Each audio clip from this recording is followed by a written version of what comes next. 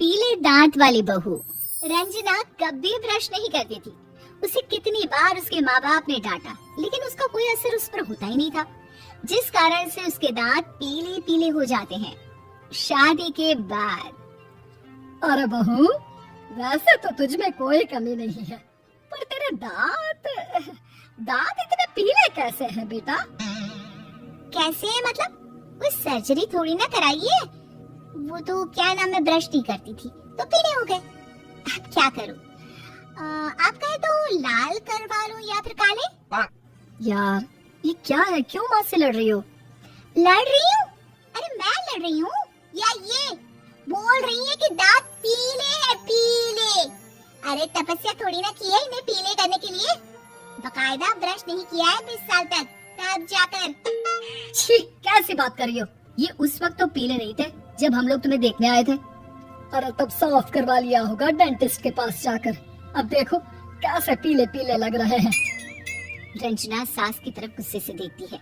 फिर शुरू हो गई पीले पीले पीले। अरे पीले तो तब भी थे जब मेरे हाथ का रसगुल्ला उड़ा उड़ा कर खा रही थी और बोल रही थी, लड़की नहीं गुणों का खजाना दे रहे भाई साहब। अब वो लोग करते भी तो क्या करते, पीले दांत वाली बहू पल्ले पड़ी थी तो झेलना तो था ही। एक दिन कीर्तन में रंजना गाना गा रही थी। अरे कमला बहन, माँ का द्वार है, यहाँ तो सब शुद्ध होकर आता है, फिर अपनी बहू को ब्रश भी नहीं करवाती तुम। दूर से पीले पीले दांत भक्ति में बाधा उत्पन्न कर रहे हैं। अरे कोई 2 साल के बच्चे थोड़ी ना लेकर आई हूँ मैं बहू बनाकर। अच्छी खासी लड़की है, अरे कैसे करवाऊं ब्रश? ये तो उसे खुद करना चाहिए ना।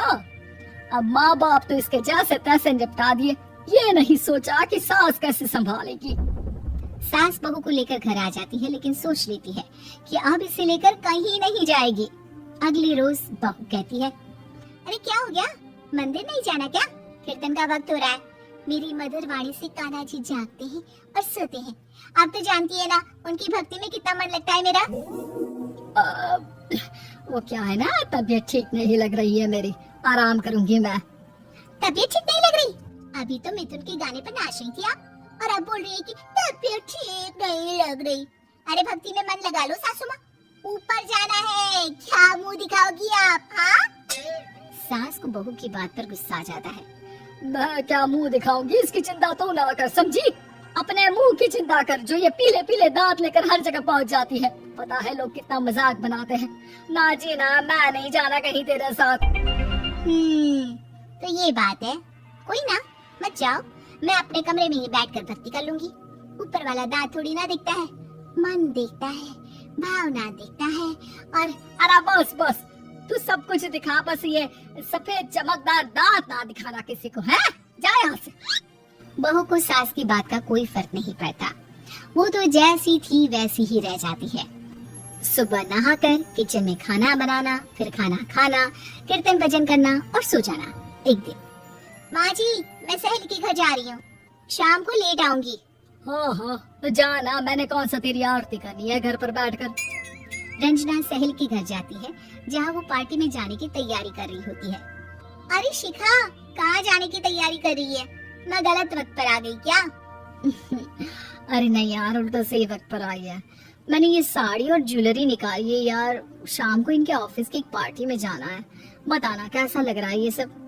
नहीं यार, इस ड्रेस के साथ तो वो वाली ज्वेलरी अच्छी लगेगी।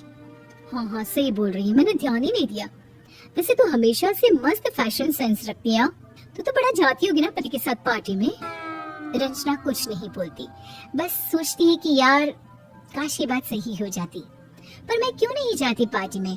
क्या इन लोगों की कोई पार्टी होती नहीं होगी?